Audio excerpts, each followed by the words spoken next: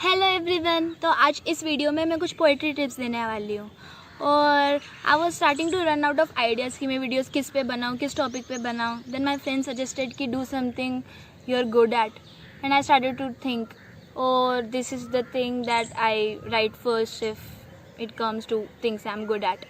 तो मैंने सोचा कि इस पर कोई वीडियो बनाती हूँ। तो मैं पोइट्री तो बचपन से ही लिखती आई हूँ, मगर ऑब्वियसली बचपन में अच्छी नहीं थी।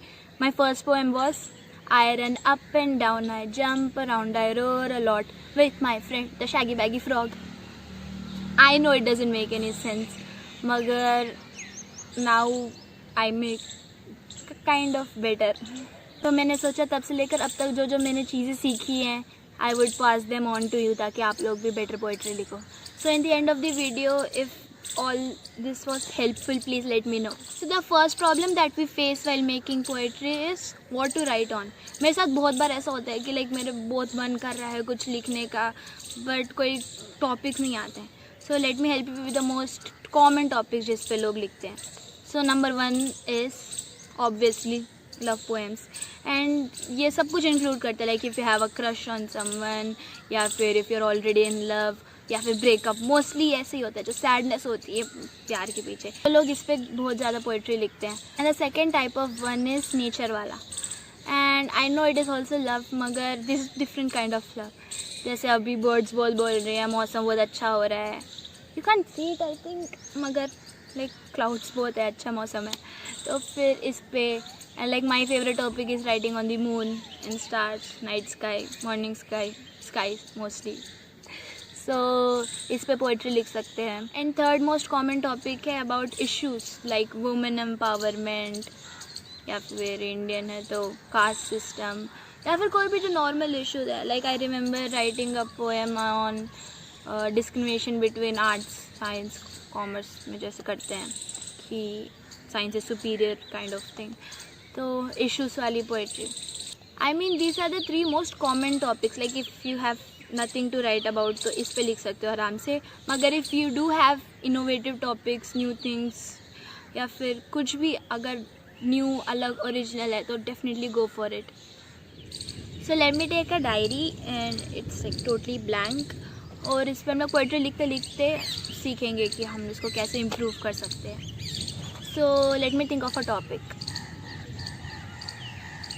I would go with the second most common topic, nature वाला, because I'm surrounded by it. और मौसम काफ़ी अच्छा हो रहा है, birds बोल रहे हैं. So मेरा बेस होगा नेचर, ठीक है.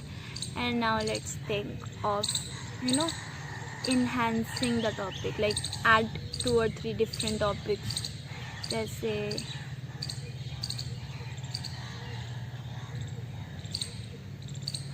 सीजन्स चेंज होते हैं और हर सीज़न सुंदर होता है. So we can write something about कि चेंज हमेशा बुरा नहीं होता. सीजन्स चेंज एंड ये वाला अगर विंटर सुंदर है, विंटर के बाद स्प्रिंग आता है, वो और भी ज़्यादा सुंदर होता है. तो चेंज के बाद भी चीज़ें सुंदर रहती है. So we shouldn't fear change. So we can write something about that. Yeah, we get that smile now when we get a really cool topic to write about.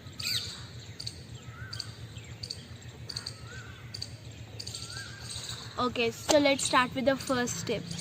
It's not really a tip, अगर poetry है तो वो होता है, that is rhyming. So obviously rhyming words is very essential for poetry. मगर मैंने भी काफ़ी बार ऐसा लिखा है एंड बहुत अच्छी पोइट्री मैंने पढ़ी है जिसमें कोई राइमिंग वर्ड्स नहीं है. But if you are newbie and you are just learning then try putting rhyming words in it. That really helps the poem और बहुत ज़्यादा सुंदर हो जाती है उसकी वजह से. सो राइमिंग वर्ड्स. सो मैंने लिखा है seasons change and each brings wonder from fall to spring, from rainfall to thunder. Okay, ड्राइम ना, आई एम जस्ट एक्सप्लेनिंग कि राइम करना चाहिए. So it rhymed wonder, thunder. So that was our first tip. My second tip is keep your sentences short. This is really important और बहुत बार मैं भी इसे फॉलो नहीं करती हूँ. तो जब मैं बाद में अपनी पोइट्री एडिट कर रही होती हूँ कि इसमें क्या चेंजेस लाऊँ, मैं मोस्टली डू दिस. मैं सेंटेंसेस बड़े बड़े सेंटेंसेस को शॉर्ट करती हूँ. जितना आप बात को शॉर्ट में समझाओगे, ईजिली समझाओगे, लोगों को उतने अच्छे से समझ आएगी, वो इंटरेस्ट भी लेंगे। बहुत बार ऐसा होता है कि मैं कोई लाइक बहुत बड़ा पोइट्री का पीस देखती हूँ एंड मेरा मन नहीं करता उसे पढ़ने का। I know that is wrong, मगर लाइक होता है ना, टेंडेंसी है कि नहीं पढ़ पाते होते बड़ी, तो like keep a sentences short. Like बड़ी बड़ी बातों को छोटे सेंटेंसेस में डालो तो लोगों को इंटरेस्ट भी आएगा उसे पढ़ने में और बात ईजिली भी समझ आएगी। So my third tip is use thesaurus. मैं सिनोनिम्स बहुत यूज़ करती हूँ। जैसे बहुत बार होता है कि लिखा तो अच्छा है मगर लाइक उतना हैवी वाली फील नहीं आ रही है, और बहुत बार ऐसा होता है कि जो मैंने वर्ड चूज़ किया है उसका कोई राइमिंग वर्ड नहीं मिल रहे मुझे ताकि कंप्लीट कर सकूँ। सो मैं उसके सिनोनिम्स देखती हूँ, तो जो न्यू वर्ड मुझे मिला है उससे मेरा राइम हो जाता है, तो that is helpful in one way. And दूसरा वे कि you have something in your mind and you want to describe it and the word you know it is not really that accurate कि हाँ मुझे यही बोलना है। तो जब आप थिसॉरसिस करते हो आप न्यू वर्ड्स देखोगे, like the words you know already, तो उसमें से आपको जैसे कोई वर्ड दिखेगा नहीं, बोले क्या यही वाला तो मैं ढूंढ रही थी। तो ऐसा मेरे साथ बहुत बार होता है। सो थिसॉरस यूज़ करने से एक तो आपकी वोकैबुलरी अच्छी होगी और जो वर्ड्स आप बोलना चाहते हो करेक्टली वही वर्ड मिलेगा जो आपकी फीलिंग को डिस्क्राइब करता है अच्छे से। तो थिसॉरस इज़ रियली हेल्पफुल। इसी से फॉलो अप होती है मेरी next step, that is keep it simple. लोग ना सिनोनिम यूज़ करने के चक्कर में अपनी पोएम को बहुत कॉम्प्लिकेटेड बना देते हैं, बहुत सारे नए वर्ड्स डालते हैं, कॉम्प्लिकेटेड वर्ड्स डालते हैं, एस्थेटिक वर्ड्स डालते हैं कि लाइक पोएम सुंदर हो जाएगी मेरी, बट दैट डजंट हेल्प। अगर आपकी पोएम इतनी कॉम्प्लिकेटेड हो जाएगी कि समझ में ही ना आए। मैंने बहुत बार पढ़ी है कि लाइक लग रहा है कि वाओ सुंदर है, बहुत काफ़ी अच्छी है, मगर बोलना क्या चाह रहा है वो मेरे को समझ नहीं आता है। And it's not like I am the only one who is that term. Just keep it simple ताकि ज़्यादा लोग आपकी पोएम को पढ़ पाएँ और समझ पाएँ और अप्रिशिएट कर पाएँ। जस्ट कीप इट सिंपल, ऐसे नहीं जस्ट बहुत कॉमन वर्ड्स यूज़ करो, मगर उतने कॉम्प्लिकेटेड वर्ड्स यूज़ करना थोड़ा कम करो ताकि आपकी बात आपको भी समझ आए, लाइक ईजिली आप एक्सप्लेन कर पाओ कि क्या बोलना चाह रहे हो और सामने वालों तक वो बात पहुँचे। माई fifth tip is very basic, it's right when ever the inspiration strikes.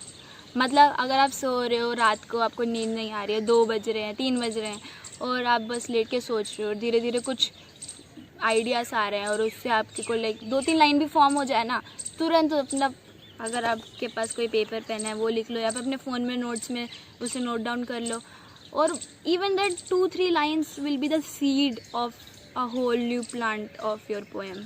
मतलब कि इंस्पिरेशन जब भी आए आप तुरंत अपनी पोएट्री पे काम करना स्टार्ट करें, और बाद में अगले दिन सुबह उठ के वो 2-3 लाइन्स भी काफ़ी होगी आपको अपनी पूरी पोएम का जिस्ट देने के लिए। आप उसके बेस पे आप अपनी पूरी एक पोएम कंस्ट्रक्ट कर सकते हो। एंड जब इंस्पिरेशन स्ट्राइक होती है, आप जब तुरंत लिखोगे ना, वो वाली पोएम सबसे बेस्ट होगी। Okay, so this is like one thing I have learned कि your poem has to have that one line, that 1 or 2 line that change the whole poem, जैसे कि that poem just makes the whole thing beautiful।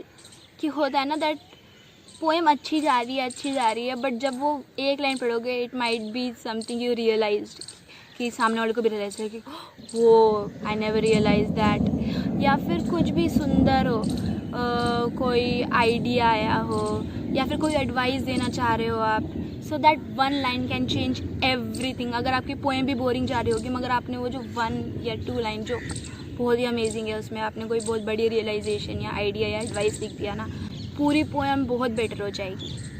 So this tip might actually be very helpful. तो इसमें क्या है कि correlate your poem with a picture. So either you take the picture yourself और उस पे बेसिस पे लिखो। मैं क्या करती हूँ, मैं पिंटरेस्ट पे जाती हूँ और एस्थेटिक फ़ोटोज़ देखती हूँ, और मोस्टली ऐसा होता है कि मेरे को फ़ोटो देख के आइडिया आता है कि लाइक वाओ इस फ़ोटो पे ऐसी पोइट्री लिख सकते हैं, लाइक आइडिया ही आता है मुझे उन फ़ोटोज़ से। और या फिर आप ऐसे भी कर सकते हो कि आपके पास ऑलरेडी एक पोइट्री और उसके ऊपर आप एक फ़ोटो क्लिक करो या फिर ढूंढो। So the power of photography and poetry दोनों मिक्स हो जाती है और उससे जो लाइक क्लियरली आपकी फीलिंग्स हमें समझ आएंगी, पढ़ने वालों को समझ आएगी। सो इससे पोइट्री बहुत ही बेहतर हो जाती है।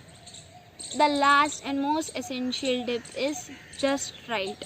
डोंट वरी कि मैं पोएम अच्छी लिख रही हूँ कि नहीं, मैं राइम करूँ या फिर अच्छे वर्ड्स ढूंढूँ, शायद ये डिस्क्राइब नहीं कर रहा है अच्छे से, या फिर जो भी मैंने टिप्स दी है, like I am not saying कि सारी टिप्स भूल ही जाओ, मगर if you are a newbie और you are just have lost touch with your writing, then just take your pen, take your paper, or if you write on your phone, just open the notepad and just start writing. Stop worrying about things. क्योंकि कौन पढ़ रहा है? अगर आपने अच्छी poetry नहीं लिखी तो कौन क्या बोलेगा? कोई नहीं बोलेगा. So just start writing. Just let your thoughts flow. Let the ink of your pen flow. Just write. And who knows, शायद वही वाला एक आपका next masterpiece बन जाए.